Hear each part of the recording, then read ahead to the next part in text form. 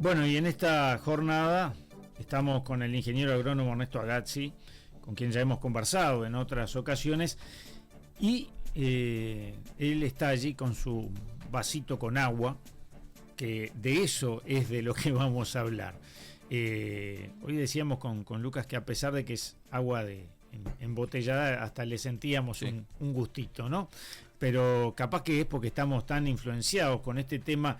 Primero hablábamos de la sequía o de la seca, como se le dice en el medio rural. Después empezamos a hablar de déficit hídrico.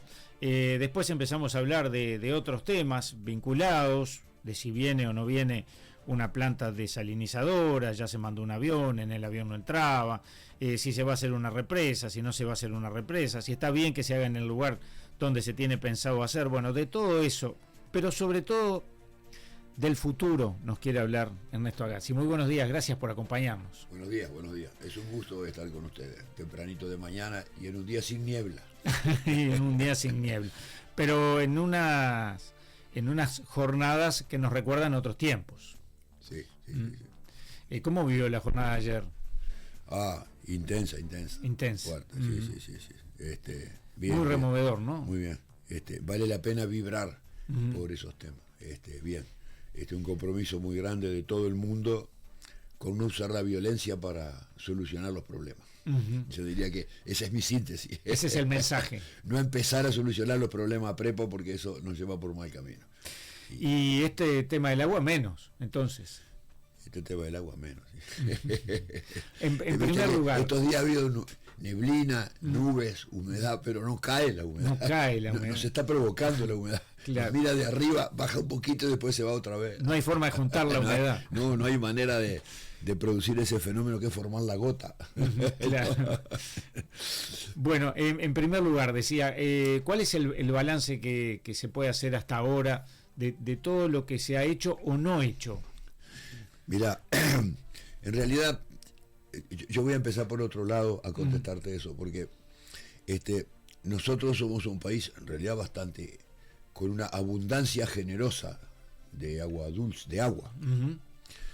El agua es uno de los estados, el agua líquida, el agua que corre, el agua de los arroyos y los ríos, es uno de los estados del agua. El agua existe en estado de vapor, en la atmósfera, existe almacenada en el suelo, existe en forma subterránea en los acuíferos, y en realidad para nosotros es esencial el agua que fluye, el agua que va por los ríos y los arroyos. Ahora, ese agua lo consumimos como sociedad. El agua de la que disponemos lo consumimos. El 70% del agua que nosotros consumimos lo consume la agricultura. El 20% más o menos la industria y el 10% el uso doméstico. Eso es así, son más o menos los promedios mundiales eso.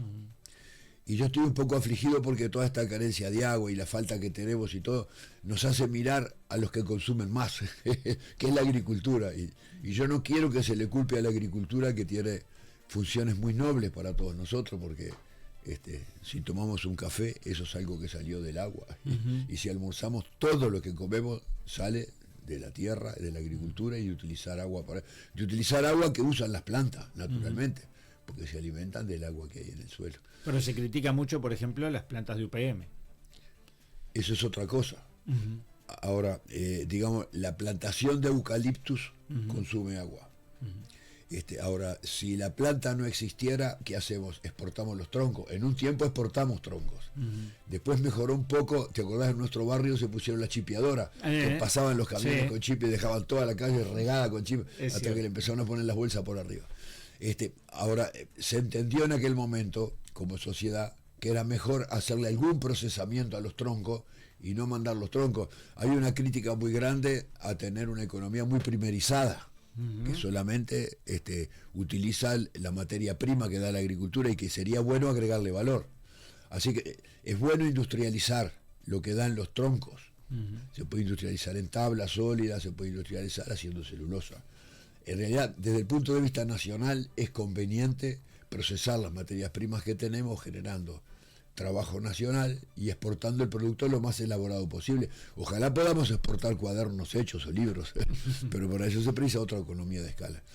Así que yo entiendo que incluso la última planta de celulosa tiene una cosa bastante interesante, y es que utiliza agua y la recicla adentro de la planta y la utiliza de nuevo, lo cual está bien. Esa fue una de las condiciones, además, que se pusieron en su momento. Sí, las condiciones fue dónde se instalaba, que tenía que instalarse en un lugar donde genere puestos de trabajo y llegada de tecnología, porque las empresas la querían poner cerca del puerto, así bajan los costos logísticos, es lógico eso. Pero nosotros queríamos que sea un factor de desarrollo del trabajo y de la tecnología, y se puso en el centro del país. Y está bien, y además que se utilizaran con eficiencia los recursos. Las plantas en el campo usan el agua que hay en el suelo. Eso de que eso afecta a los acuíferos no es así, es un error grave. El acuífero guaraní tiene una, que es en realidad el acuífero grande. Nosotros tenemos 13 acuíferos. El acuífero guaraní es el acuífero de agua dulce más grande del mundo, ¿no? Pero fíjate que tiene, yo estoy mirando acá la lista, una profundidad promedio de 97 metros. Ninguna planta de eucalipto va a llegar a 97 metros de profundidad. Las plantas de eucalipto llegan a 50, 60 centímetros, no llegan más que eso. Entonces consumen el agua que hay en el suelo, como lo consume el trigo, como lo consume el maíz, como lo consume una pastura, ¿no?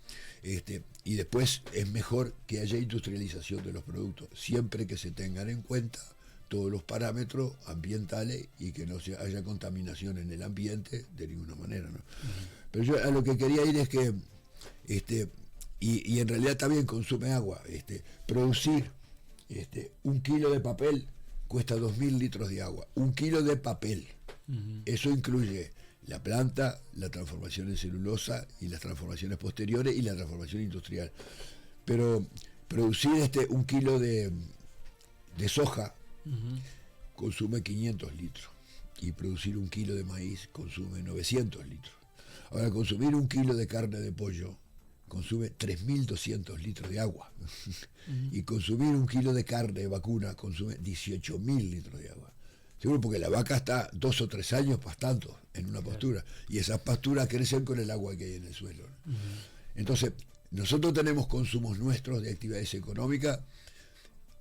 En cierto sentido somos exportadores de agua, porque si vendemos soja, creció con agua, si vendemos trigo o maíz, creció con agua, si vendemos celulosa, creció con agua, si vendemos carne vacuna, creció. Y por eso hay países que no tienen agua. El fenómeno más paradigmático de esto es China. China producía su soja, pero cuando empezó a tener limitantes de agua por su desarrollo industrial y todas las demás actividades, empezó a comprar una parte de los granos. Ellos precisan los granos para producir aceite y para producir raciones para los cerdos. Empezó a comprarlo a otros que tienen el agua para producirlo, y nosotros tenemos el agua para producirlo. En cierto sentido, estas exportaciones son importantes para la economía nacional y para el trabajo nacional. Quiero argumentar a favor del consumo responsable de un recurso estratégico que tiene el país, que es el agua, porque le conviene a la economía nacional y porque en realidad genera trabajo, ¿no? Y si lo industrializamos, cualquier cosa que sale del agro, vamos a consumir más energía eléctrica y más agua en el proceso industrial. A mí me parece que estas cosas son importantes, pero ahora, ojo, acá yo quiero una planta de arroz. Consume agua, porque el agua crece, el arroz crece abajo del agua, claro. Si no, no crece. En otras condiciones hay que regar. Claro. En China no riega, porque está todo tapado de agua siempre, el arroz, ¿no? Ahora, una planta de arroz consume agua. ¿Qué quiere decir que consume agua?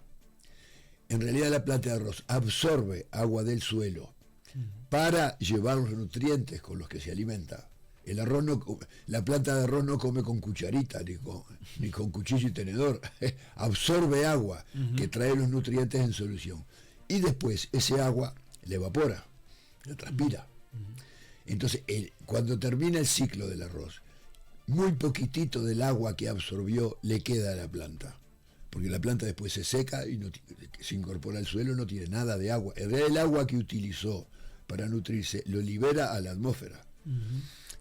Y lo mismo los árboles, todos los árboles, el monte nativo, las pasturas, en cualquier cuadrado en la ciudad o en el campo que tenga de tierra, crece pasto. Y ese pasto se alimenta del agua que hay en el suelo y la transpira a la atmósfera. Y así se produce el ciclo hidrológico. Entonces, la planta no tiene la culpa de nutrirse absorbiendo agua. Es la biología la que la determina así. Claro. Y menos mal que existen las plantas, porque si no el agua quedaría en el suelo. No. Yo voy a relatar una cosa que me pareció bastante interesante. El 10 de septiembre de 1815, me voy para atrás unos cuantos años, Artigas firmó el reglamento de tierra, el 10 de septiembre de 1815. A fines de noviembre de 1815, el Cabildo de Guadalupe, que así se llamaba Canelones, hizo un reglamento de agricultura. Es bastante interesante esta historia. La hizo porque vieron los canarios que se venía el acceso a la tierra y la utilización de la tierra con el reglamento de Artigas. Y ellos dijeron que en cada chacra, se formaban chacras alrededor de la ciudad, en cada chacra se tenía que producir trigo, se tenía que producir los alimentos que la sociedad consumía, pero que en cada chacra debían plantarse árboles. Y mira lo que decía el reglamento de agricultura de Canelones. Decía, los árboles son necesarios porque con su transpiración producen las nubes que son las que nos van a dar la lluvia. Casi que 1815 tenían noción del ciclo hidrológico y tenían noción de producir alimentos que necesitaba la sociedad, de producir materias primas. Los árboles, además, era el fuel oil de la época. Claro. Bueno, las comunidades indígenas lo tenían muy claro. Era lo que producía la energía que necesitaba, además de los alimentos. Es lo mismo que pasa hoy. Seguro. Con los avances de la tecnología nomás. Entonces, me parece que estas cosas es importante reflexionarlas, conocerlas. Pero ese es el consumo, si querés, de las plantas. Y de los animales que se comen esas plantas, claro. Como la vaca y la gallina. Y por eso la ley de política de aguas que se sancionó en el 2007, el Uruguay tenía lo que se llamaba un código de aguas, que eran una cantidad de cosas medias dispersas que se fueron sancionando a medida que se iban necesitando.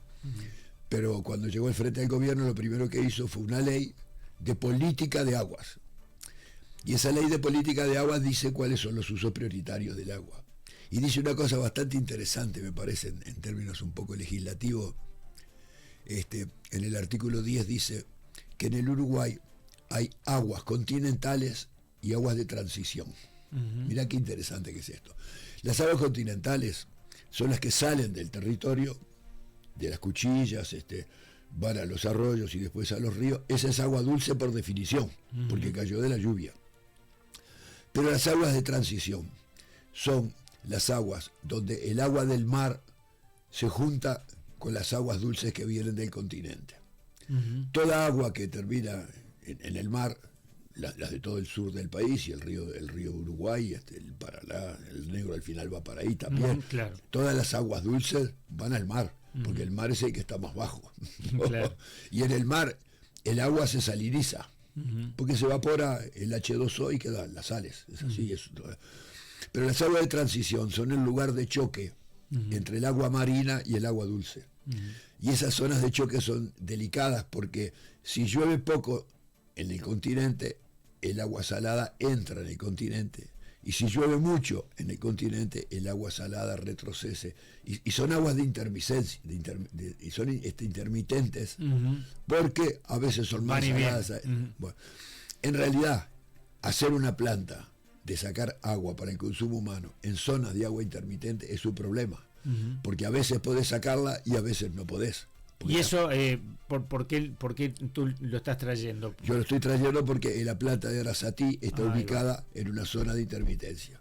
Y eso es uno de los problemas que tiene. Es un error. Que cuando en esos lugares no debería hacerse extracción de agua para el consumo humano. En realidad, los primeros que hicieron el río, que utilizaron el río Santa Lucía en 1800 y pico, dijeron, no, vamos a usar el agua dulce del río antes que salga al mar. Y la planta potabilizadora que después la... ¿Y en qué argumentos técnicos entonces se basan las autoridades nacionales para defender ese proyecto allí, en ese lugar? Preguntale a ellos. En realidad las autoridades del Frente Amplio le habían descartado por esto. ¿No? Pero bueno, yo no sé las autoridades porque el proyecto de Arasatí no lo hizo OCE. El proyecto de Arasatí lo hizo un grupo de empresarios privados, claro, sí, sí, para invertir y ganar plata. pero de alguna manera se está defendiendo ese proyecto desde el y gobierno. se les aceptó como cosa buena. Uh-huh. Si se llega a hacer, que yo dudo, Ajá. porque además desde que se presentó y se divulgó, ¿cuántos cambios tuvo? Que iba a tener una planta potabilizadora, que no iba a tener una planta potabilizadora, que se iba a hacer un gran reservorio del agua para tenerla almacenada cuando no hubiera agua salada, de tal modo que cuando se ponga salada teníamos el polder con el agua guardada, que venía por caños a Montevideo, que los caños tienen que ser más gruesos. Eso fue, se fue cambiando todo, según las discusiones que hubo, ¿no? Y va a demorar mucho tiempo en hacerlo, todavía no están los pliegos licitatorios, estas obras llevan mucho tiempo. Ahora, si esta no es la solución, tú me decías el otro día, bueno, está bueno hablar del futuro, de hablar para adelante, y como no nos quedan tantos minutos, bueno. te apuro. No, a mí me parece que el proceso de esto fue bastante embromado, yo creo que no fue muy... El proceso fue conducido por gente que no conoce mucho de estos temas, ¿no? Uh-huh. Porque en realidad nosotros tenemos una legislación que hubiera permitido tratarlo de otra manera, ¿no? En la ley de presupuesto del 2005 se creó la Comisión Asesora de Agua, y la Comisión de Asesora de Agua está integrada por los ministerios, por la UPP, por el Congreso Intendente, por la OCE, por la academia, está la universidad. Entonces ahí teníamos todo. Algunos han dicho después que hay que crear un GACH, ya estaba creado desde el 2005, todos los interesados, y además la legislación dice que tienen que participar siempre los consumidores de agua, los usuarios, los productores, los usuarios y el Estado en estas cosas. Si se hubiera discutido bien esto, pero lo que dijo este gobierno, como suele decir con muchas cosas, el presidente de la República le dio el ok. Entonces, como el presidente dijo oui, todos tenemos que decir oui, no, o yes, no sé claro. cuál es el idioma que lo dicen. Entonces me parece que y en realidad esa creación de la política de agua y después otra ley muy importante, que después se hizo digamos una construcción que llevó mucho tiempo, en realidad un manual de uso del agua, ¿no? Que llevó 10 años discutir con todo el mundo. Esas cosas se derivaron de la reforma constitucional del 2004. O sea, se reformó la Constitución, hubo que reformar las leyes y hubo que crear las estructuras. Me parece que este gobierno decide las cosas por afuera de la participación de los interesados. Porque me parece que, por ejemplo, un detallecito, en la Comisión del Agua tiene que participar el Ministerio de Defensa. Acá el Ministerio de Defensa. Tiene que participar el Ministerio de Industria. Son una cantidad de actores que uno no los oyó hablar de esto, ¿no? Porque en realidad es un recurso muy importante, nos da soberanía nacional, es importante para nuestra producción, para las exportaciones. Tiene que participar la UDELAR. El fin de semana pasado salió un artículo muy interesante de una técnica de la Facultad de Ciencias sobre el hidrógeno verde y la posibilidad de utilizar el acuífero guaraní. Bueno, eso lo tiene que plantear en la Comisión Asesora del Agua, que la UDELAR la integra, y hacer una propuesta, ¿no? Y me parece que a veces como país nosotros tenemos construcciones de cosas pensando en cómo debería ser la realidad y después la realidad es de otra manera.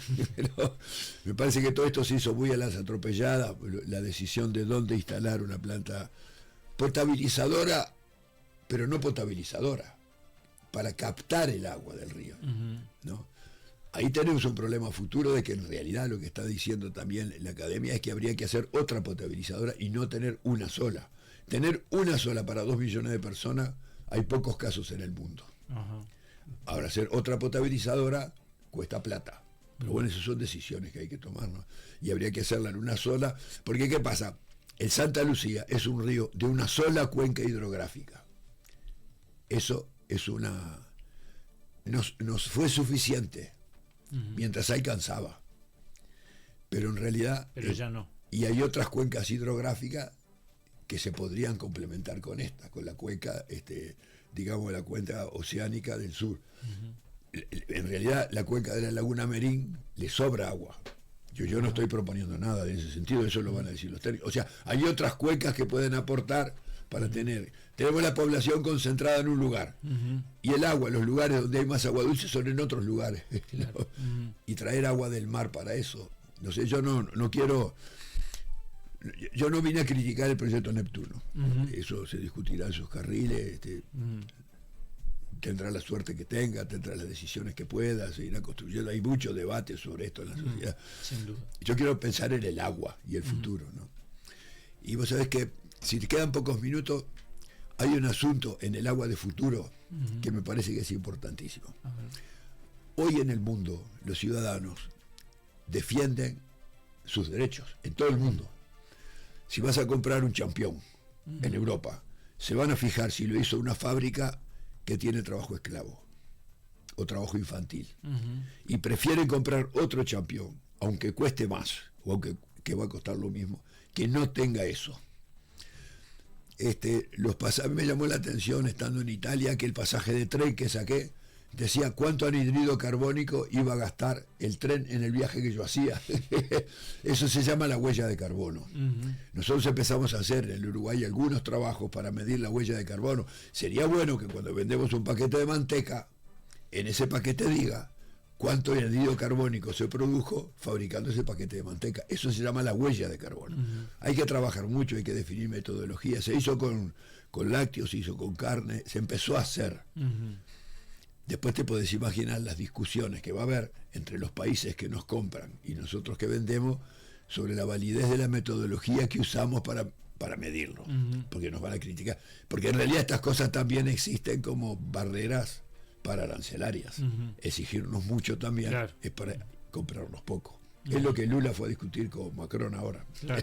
¿No? O bajar el precio de lo que se compra. Exactamente, o bajarte el precio porque es imperfecto, ¿no? Ahora, con el agua ya están habiendo trabajos que miden la huella hídrica. Un producto, cuánta agua utilizó. Y eso es importante. Para eso hay también distintas metodologías. En el Uruguay muy poco se trabajó. Uruguay 21 hizo una consultoría para empezar a pensarlo, ¿no? Estaría bueno que cuando nosotros vendemos soja vaya con la huella hídrica, porque entonces no nos van a poner como excusa que no le damos información, ¿no? Esto es un asunto a futuro, hay que definir metodología, hay que meter la ciencia, hay que poner gente a trabajar, pero eso se va a venir, porque el comercio en el mundo, ya sea por la presión de los consumidores o por la presión de los ministerios de Economía, siempre nos van a pedir información. Claro. Y los países que nos compran, si son países desarrollados, tienen más herramientas que nosotros. Y nosotros ahí tenemos que poner cabeza. Me parece que esto es un buen desafío para los investigadores, para la Universidad de la República, para el INAH, de ponerse a pensar en el futuro del agua, ¿no? Que nosotros en realidad exportamos agua indirectamente, ¿no?